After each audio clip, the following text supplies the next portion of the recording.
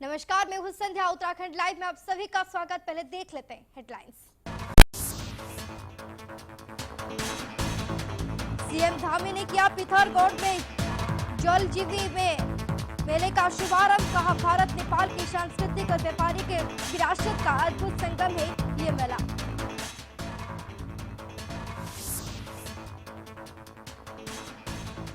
विरासत गैरसैंण में night stay करने वाले पहले सीएम बने धामी। मॉर्निंग वॉक पर किया विकास कार्यों का इंस्पेक्शन। स्थानीय लोगों से लिया काम का फीडबैक।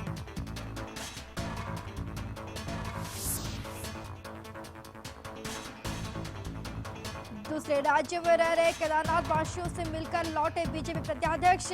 कहा, 2500 लोगों की सूची तैयार। बीजेपी को वोट डालने आएंगे प्रवासी।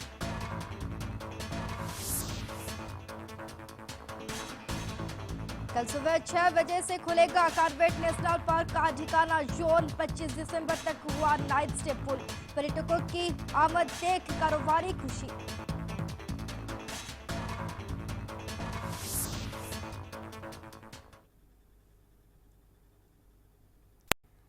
अब खबर विस्तार से। पिथौरागढ़ जिले के ऐतिहासिक व्यापारिक मेले जोल जीवी का गुरुवार को शुभारंभ हो गया है। प्रदेश के मुख्यमंत्री पुष्कर सिंह धामी मेले का उद्घाटन किया। भारत के साथ ही नेपाल में भी मेले को लेकर खासा उत्साह है। 10 दिनों तक इस सीमा क्षेत्र में भारत और नेपाल की सांस्कृतिक बयार चलेगी। अस्कोट रियासत के पाल वंश ने 1914 में काली और गोरी नदी के संगम स्थल जौल जीबी में मेले की शुरुआत की थी। शुरुआत में ये मेला पूरी तरह व्यापारिक था। वहीं सीएम धामी ने कहा कि भारत नेपाल दो देशों का व्यवहारिक और व्यवसायिक संगम है ये मेला।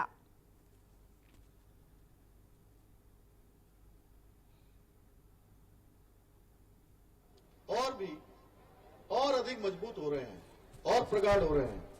उनके नेतृत्व में केदारनाथ और पशुपतिनाथ के बीच आध्यात्मिक यात्रा सजी हुई।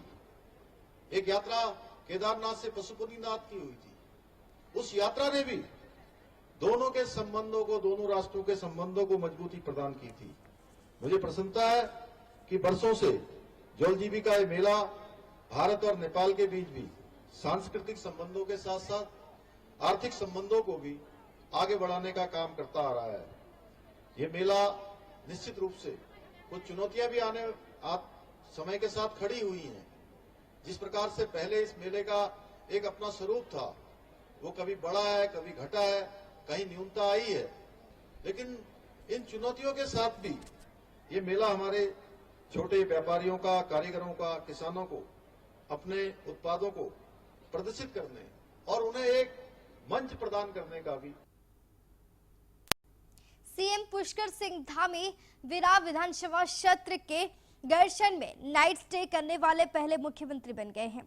उन्होंने मॉर्निंग वॉक के दौरान ग्रीष्मकालीन राजधानी में चल रहे निर्माण कार्यों और विकास कार्यों का इंस्पेक्शन किया। साथ ही अधिकारियों को दिशा निर्देश भी दिए और स्थानीय लोगों से हालचाल जाना। आपको बता दें कि सीएम धामी 2 दिवसीय गैरसैंण दौर पर थे। आज सुबह वो भराड़ीसैंण विधानसभा में चल रहे विकास कार्यों का इंस्पेक्शन करने पहुंचे थे। इस दौरान उन्होंने अधिकारियों को कार्य में तेजी लाने और गुणवत्तापूर्ण कार्य पर विशेष ध्यान देने हेतु निर्देश दिए। सीएम धामी ने कहा कि हमारी सरकार गैरसैंण में सड़क और हवाई कनेक्टिविटी के माध्यम से इस संपूर्ण क्षेत्र के विकास हेतु निरंतर कार्य कर रही है। इस दौरान उन्होंने स्थानीय लोगों से भेंट कर प्रशासन द्वारा किए जा रहे विकास कार्यों का फीडबैक एवं सुझाव भी किए।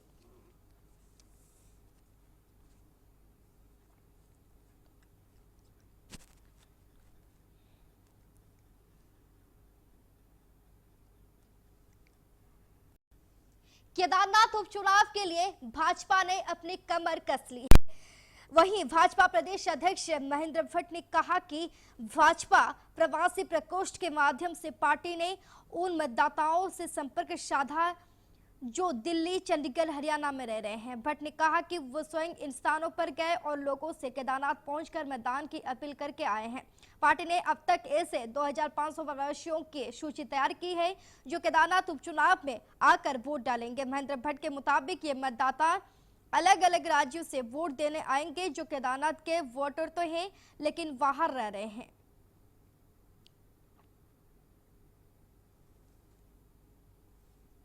और उन सब ने ही हमारा हर राज्य के अंदर हमारा अपना उत्तराखंडी पार्टी का प्रकोष्ठ है, प्रवासी प्रकोष्ठ, उन प्रकोष्ठों के सब कार्यकर्ताओं से हमने मिलना, क्योंकि हम एक राजनीतिक दल के कार्यकर्ता हैं, सबका सहयोग हम चुनाव में लेते हैं। हम भी अनेकों राज्यों में चुनाव के लिए जाते हैं, तो दिल्ली में हो, लुधियाना हो, चंडीगढ़ हो, हरियाणा हो, इन सब स्थानों के जो अपने प्रवासी उत्तराखंडी कार्यकर्ता हैं उनके साथ मेरा बैठना हुआ और मैं विश्वासपूर्वक कह सकता हूँ बड़ी संख्या में, क्योंकि बाई इलेक्शन का एक माहौल होता है, मतदान भी कम होता है, तो हमने आह्वान किया है कि केदारनाथ के अंदर केदारनाथ के देवतुल्य स्वरूप को और विस्तार रूप देने के लिए, मोदी जी को समर्थन देने के लिए, पुष्कर धामी जी द्वारा जो काम उस क्षेत्र में किए गए उन कार्यों को और समग्रता के समर्थन देने के लिए बड़ी संख्या में जो प्रवासी मतदाता है वो भी केदारनाथ के मतदान के लिए पहुंचे। इसलिए हमारी बैठक में मैं विश्वास कर सकता हूँ 1200 से अधिक लोग दिल्ली से पहुंचने वाले हैं। 370 की सूची ये लुधियाना की बनी है, 412 के आसपास सूची हमारी चंडीगढ़ हरियाणा से बनी है, तो लगभग 2 से 2,500 मतदाता ये जो केदारनाथ विधानसभा का क्षेत्र का मतदाता प्रवासी के रूप में था, वो सब लोग आकर केदारनाथ क्षेत्र के अंदर भारतीय जनता पार्टी पर मतदान करेंगे। विश्व प्रसिद्ध Jim Corbett national park Ramnagar का सबसे प्रसिद्ध पर्यटन जोन ढिकाला कल 15 नवंबर को पर्यटकों के लिए सुबह 6 बजे खोल दिया जाएगा। इस दिन से पर्यटकों के लिए रात्रि विश्राम की सुविधा भी कॉर्बेट पार्क के अलग अलग पर्यटन जोनों में शुरू हो जाएगी। बता दें कि खुलने से पहले ही ढिकाला पर्यटन जोन 25 दिसंबर तक नाइट स्टे के लिए फुल हो चुका है। पर्यटकों की आमद देखकर पर्यटन कारोबारी भी काफी खुश हैं। वहीं ज्यादा जानकारी देते हुए कारवार पार्क के वार्डन अमित गोस्वाकोटी ने कहा कि ढिकाला जोन को लेकर उनकी पूरी तैयारी हो चुकी है। 15 नवंबर को सुबह 6 बजे ढिकाला जोन पर्यटकों के लिए खोल दिया जाएगा। आपको बता दें कि हर साल बरसात शुरू होने से पहले सुरक्षा की दृष्टि 15 जून को कॉर्बेट नेशनल पार्क के कई जोन को बंद कर दिया जाता है, जो 15 नवंबर को खुलते हैं।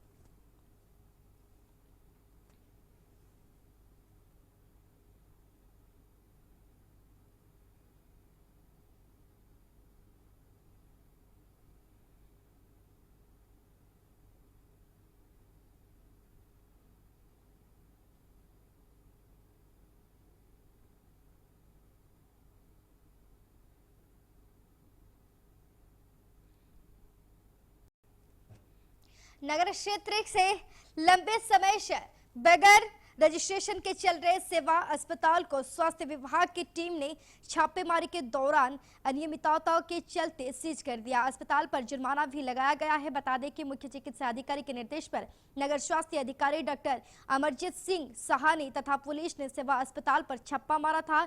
इस दौरान वहां अस्पताल प्रबंधन की ओर से अस्पताल के रजिस्ट्रेशन के कागज पूरे नहीं कराए गए थे और बगैर रजिस्ट्रेशन के अस्पताल में मरीजों का इलाज जारी था। डॉक्टर अमरजीत सिंह साहनी ने बताया कि जब उन्होंने टीम के साथ अस्पताल पर छापा मारा तो ये खुलासा हुआ। अस्पताल की ओर से ऑनलाइन रजिस्ट्रेशन की प्रक्रिया तो की गई थी, लेकिन रजिस्ट्रेशन के लिए अस्पताल की ओर से कार्रवाई पूर्ण नहीं की गई, जिससे अस्पताल अवैध रूप से संचालित किया जा रहा था। इस दौरान वहां एक महिला मरीज का उपचार चल रहा था। जिन चिकित्सकों ने उपचार किया उन पर बिना रजिस्ट्रेशन वाले अस्पताल में मरीजों का उपचार करने पर जुर्माना लगाया गया है। आजकल सीईए के रजिस्ट्रेशन और हॉस्पिटल्स की और लैबों की जांच की जा रही है, तो आज जो है मुरादाबाद रोड पर काशीपुर में सेवा अस्पताल का निरीक्षण किया गया, जिसमें पाया गया कि पिछले 1 वर्ष से अधिक समय हो चुका है और इनके पास जो है मूल रूप से सीएमओ ऑफिस से कोई भी इनका कागजात या सीईए का रजिस्ट्रेशन प्राप्त नहीं पाया गया। तो एक महिला एवं यहाँ पे पाई गई जिनका कि ऑपरेशन हुआ है और उनका सीजर ऑपरेशन हुआ है। यहाँ पर एक गायनेकोलॉजिस्ट और एनेस्थीसिया ने आकर उनका ऑपरेशन किया है, तो उन पर भी चालान निर्धारित किए गए हैं कि जैसे कि डिग्री धारक डॉक्टर अगर अनरजिस्टर्ड अस्पताल में चालान करता है, वो काम करता पाया जाता है, तो उनको भी जुर्माना शुल्क भरना पड़ेगा। और सेवा हॉस्पिटल पे जुर्माना तय किया गया है और इनको जब तक इनके कागजात पूरे नहीं हो जाते हैं सीएमओ कार्यालय से, तब तक इस अस्पताल को सीज किया जाता है। ऋषिकेश में हरिद्वार रोड पर टेम्पो स्टैंड के निकट एक बहुमंजिला इमारत बिना नक्शे के बनाई जा रही है। एमडीडीए इमारत के अवैध निर्माण पर कार्रवाई करने के लिए तैयार नहीं है। बता दें कि हरिद्वार रोड स्थित गंगा किनारे एमडीडीए एनजीटी के नियमों की खुलेआम धज्जियां उड़ रही है। गंगा किनारे बिना नक्शा पास किए अवैध रूप से व्यवसायिक भवन का निर्माण हो रहा है, जबकि एमडीडीए के उपाध्यक्ष वंशीधर तिवारी ने अवैध निर्माण पर कठोर कार्रवाई करने के आदेश दिए हैं, लेकिन स्थानीय एमडीडीए विभाग की लापरवाही के कारण अभी भी गंगा किनारे अवैध निर्माण कार्य लगातार जारी है।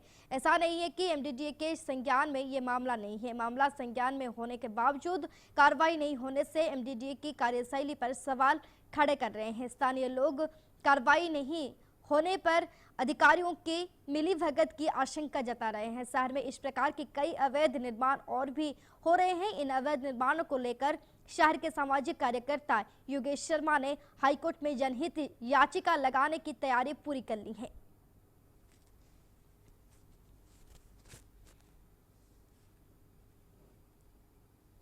ऋषिकेश में आज के समय में स्थिति यह है कि कोई गरीब व्यक्ति अपना मकान बनाने जाता है तो एमडीडीए के अधिकारी तुरंत वहां पहुंच जाते हैं, लेकिन कोई रसूखदार अगर अपनी बिल्डिंग गैर मानकों के तहत अगर बनाता है तो उसकी तरफ अनदेखा कर देते हैं वो लोग। और शहर की तमाम बिल्डिंगों को देखे जो गंगा किनारे बन रही हैं, एक ही बिल्डिंग की बात नहीं करूंगा मैं, सारी बिल्डिंगों की बात करूंगा जो गंगा किनारे बन रही हैं। संबंधित मंत्रालय के मंत्री ना तो उस तरफ देख रहे हैं ना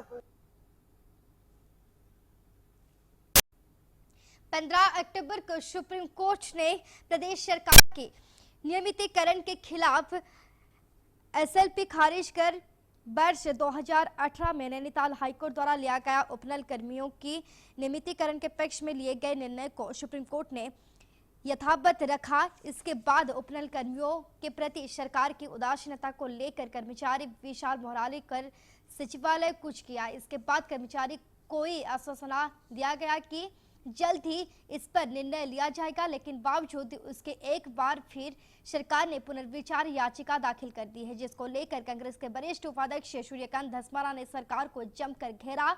उन्होंने कहा कि उपनल कर्मचारी की हड़ताल को रोकने के लिए मुख्यमंत्री की पहल पर मुख्य सचिव ने कर्मियों से वार्ता की और आश्वासन दिया कि केदारनाथ में आचार संहिता लगी हुई है, इसीलिए कोई घोषणा नहीं की जा सकती है। 25 नवंबर को मुख्यमंत्री की अध्यक्षता में बैठक होगी, उसी में सभी शामिल हो। जिसके बाद कर्मचारियों ने हड़ताल स्थगित कर दी, लेकिन इसी बीच सरकार ने पेट में छुरा घोंपने का काम किया। एक तरफ आंदोलन स्थगित करवाया, दूसरी तरफ सरकार ने पुनर्विचार याचिका दाखिल कर दी।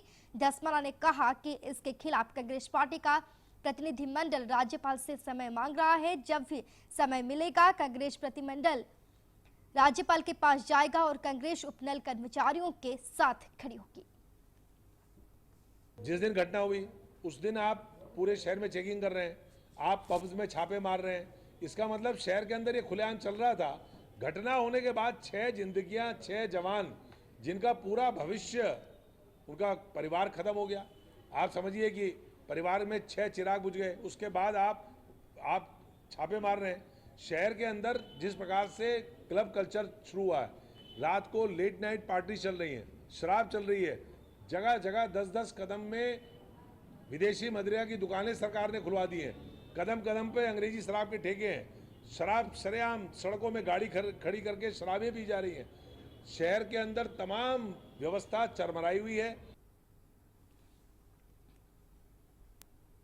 जनपद चमोली के विकोरा में सीकेएस फाउंडेशन ने टाटा एआईए कंपनी के सीएसआर फंड की मदद से 50 छात्र छात्राओं को सीकेएस फाउंडेशन एनआईटी फाउंडेशन के गठबंधन से वैश्विक कंप्यूटर कोर्स सर्टिफिकेट दिए। इस मौके पर सीकेएस फाउंडेशन के संस्थापक सीके शर्मा ने कहा, वर्तमान समय में हमारे सभी 6 स्थानों पर कंप्यूटर शिक्षा ई लर्निंग सेंटर को खोला गया, जिसका उद्देश्य पहाड़ी क्षेत्रों में गरीब छात्रों का कंप्यूटर शिक्षा प्रदान करना है। बिना कंप्यूटर शिक्षा के आज किसी भी क्षेत्र में छात्र अपना करियर नहीं बन सकता है, इसलिए उनको हमने पहाड़ों में खोलना जरूरी समझा। वहीं हमारे फाउंडेशन के सहयोग से 6 बच्चे भी बीटेक कर रहे हैं, जिनको छात्रवृत्ति दी जाती है। वहीं छात्रा सुनैना ने बताया कि पहाड़ी क्षेत्र में आज भी कंप्यूटर की कई सुविधा नहीं है और ऐसे समय में हमें कंप्यूटर शिक्षा अपने घरों में प्राप्त हो रही है, जब बिना इसके कुछ नौकरी प्राप्त नहीं की जा सकती। इसलिए हमारे जैसे सभी गरीब परिवारों का सहारा आज ये फाउंडेशन बन रहा है। मैं जो सीकेएस फाउंडेशन है उसका तहे दिल से शुक्रिया अदा करूंगी कि उनके द्वारा हमें जो कंप्यूटर की जानकारी हुई। आज हम थोड़ा बहुत कंप्यूटर के बारे में जानते हैं और हम कोशिश करेंगे कि आगे जो एडवांस कंप्यूटर है उसके बारे में भी हम जानें। तो मैं सीकेएस फाउंडेशन का धन्यवाद करूंगी। आज यहाँ पे जो सीकेएस फाउंडेशन है उनके द्वारा एक प्रोग्राम रखा गया था। पिछले वर्ष सीकेएस फाउंडेशन के द्वारा ग्राम पंचायत भिगोना के अंतर्गत जूनियर हाई स्कूल में कंप्यूटर शिक्षा का सर्टिफिकेट कोर्स शुरू किया गया था और सीकेएस फाउंडेशन के जो टीम है उनके द्वारा काफ़ी अच्छा यहाँ पे बच्चों को कंप्यूटर शिक्षा दी गई है। रेगुलरली आ रहे हैं, क्लासेस में पढ़ रहे हैं और सबसे बड़ी बात ये है कि उन्होंने पढ़ाई इतनी अच्छी तरह करी कि उन्होंने जो है एग्जामिनेशन पास कर लिया, जो एनआईटी फाउंडेशन ने इनका एग्जामिनेशन लिया बेसिक कोर्स का। उत्तराखंड पुलिस के उप निरीक्षक मुकेश पाल को आगामी Latin American world police games 2026 के लिए शुभकामनाएं देते हुए रवाना किया गया। ये गेम्स 17 नवंबर से कोलंबिया अमेरिका में आयोजित होंगे।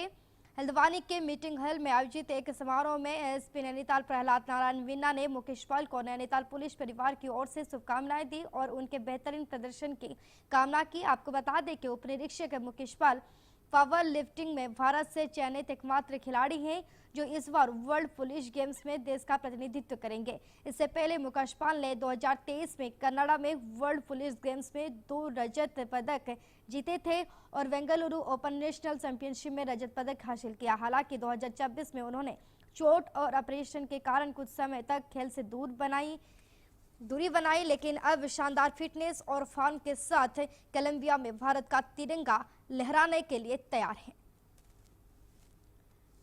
लैटिन अमेरिकन कंट्री कोलंबिया में एक इवेंट हो रहा है वर्ल्ड चैंपियनशिप, जिसमें हमारे उत्तराखंड पुलिस के जो उप निरीक्षक हैं मुकेश पाल, ये पावर लिफ्टिंग में वहाँ पे जा रहे हैं। पूर्व में भी इन्होंने कई वर्ल्ड चैंपियनशिप में जो इंडिया को जो है अलग अलग कैटेगरीज में मेडल दिलाए। तो हम लोग पूरे उत्तराखंड पुलिस परिवार की तरफ से, नैनीताल की जनता की तरफ से इनको शुभकामनाएं दे रहे हैं और साथ इनके लिए प्रार्थना कर रहे हैं कि इस वर्ल्ड चैंपियनशिप में जब जा रहे हैं तो भारत देश का नाम रोशन करेंगे और वहाँ से ये जो है गोल्ड मेडल लेके आएंगे। देश के लिए खेलना, देश को पहले भारत को बाहर जाके रिप्रेजेंट करना अपने में बहुत बड़ी एक उपलब्धि होती है कि अपना झंडा विदेशी सरजमी पे फहराना। तो मैं अपने को बहुत गौरवान्वित महसूस करता हूँ कि मैं भारत के लिए इतने पदक पूर्व में जीत चुका हूँ और अब फिर एक ऐसा मौका आया है कि जहाँ पे भारतीय खिलाड़ियों को पूछा नहीं जाता था। उत्तराखंड सरकार प्रदेश में हेली कनेक्टिविटी को बढ़ाए जाने पर विशेष जोर दे रही है। इसी क्रम में राज्य स्थापना दिवस से ठीक पहले 7 नवंबर को देहरादून से जोशियाड़ा और देहरादून से गौचर के लिए हेली सेवाओं को भी शुरू किया था। वहीं अब नागरिक उड्डयन विकास प्राधिकरण प्रदेश के 4 और प्रमुख शहरों के लिए हेली सेवाओं का संचालन शुरू करने जा रहा है। इसके लिए युकाड़ा के तैयारियां भी शुरू कर दी है। भारत सरकार के उड़ान योजना के तहत प्रदेश के 4 प्रमुख शहरों बागेश्वर, नैनीताल, मसूरी और हरिद्वार को हेली सेवाओं से जोड़ा जाएगा। युकाड़ा का मानना है कि प्रदेश के इन प्रमुख शहरों के लिए हेली सेवाएं शुरू होने के बाद न सिर्फ स्थानीय लोगों को फायदा मिलेगा बल्कि पर्यटकों को भी इसका फायदा होगा। ये सभी हेली सेवाएं प्राइवेट ऑपरेटर के जरिए संचालित की जाएगी।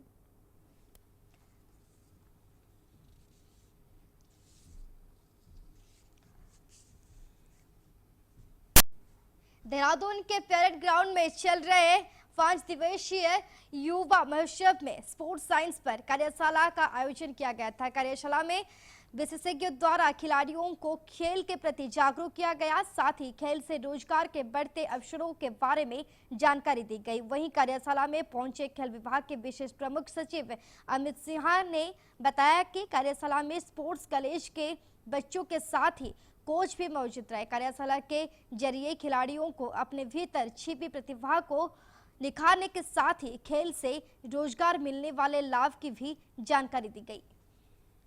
तो ये सबसे बड़ी चीज़ है कि इस सेशन के माध्यम जो आपने देखा भारत से काफ़ी नामी गिरामी लोग आए हैं जो कि स्पोर्ट्स साइंस पे, फिजियोथेरेपी पे, आज जैसे देखा नेवी से उनके नेवी स्पोर्ट्स कंट्रोल बोर्ड के सेक्रेटरी आए थे, तो ऐसे लोग आके हमारे लोगों से इंटरेक्ट कर रहे हैं, जिससे कि हमारे लोगों में स्पोर्ट्स के प्रति जो भावना है, वो जो अगर पुरानी ऐसी भावना जिससे कि उनको उनमें डेवलपमेंट नहीं हो रहा, उस भावना को हटाना है और डेवलपमेंट वाली भावना को डालना है। तो इस भावनाओं के लेके ये कॉन्क्लेव हो रहा था और आज हमारा तीसरा दिन है, 2 दिन और बचे हैं, 2 दिन हमारे और भी गेस्ट आएंगे जिनसे हम। देवभूमि उत्तराखंड में चल रही 4 धाम यात्रा अब समापन की ओर है, जहां केदारनाथ, गंगोत्री, यमुनोत्री धाम के कपाट बंद हो चुके हैं। वहीं 17 नवंबर को बद्रीनाथ धाम के भी कपाट शीतकाल के लिए बंद कर दिए जाएंगे। वहीं अब 4 धाम यात्रा की समीक्षा भी शुरू हो चुकी है। सरकार का दावा था कि बीते वर्ष की तुलना में इस वर्ष रिकॉर्ड तोड़ श्रद्धालु आएंगे और बीते वर्ष 56 लाख श्रद्धालुओं का रिकॉर्ड इस वर्ष टूटेगा।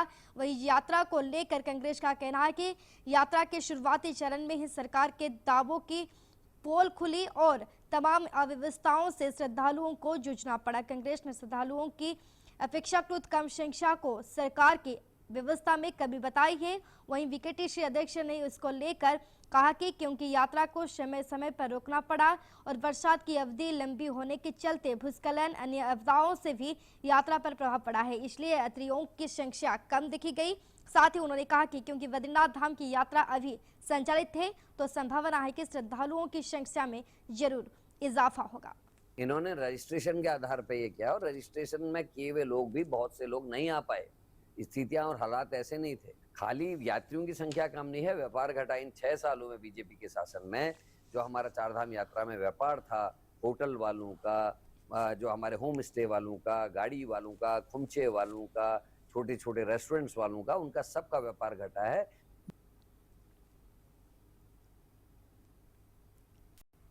मुख्यमंत्री पुष्कर सिंह धामी ने भराड़ीसैंण में पलायन आयोग और भू कानून को लेकर बड़ी बैठक की, जिसमें कई विषयों पर चर्चा की गई। बैठक को लेकर भाजपा विधायक विनोद चमोली का कहना है कि उत्तराखंड में पलायन को लेकर सरकार गंभीर है और त्रिवेंद्र सरकार में पलायन आयोग का गठन किया गया था और सरकार लगातार इस पर काम कर रही है।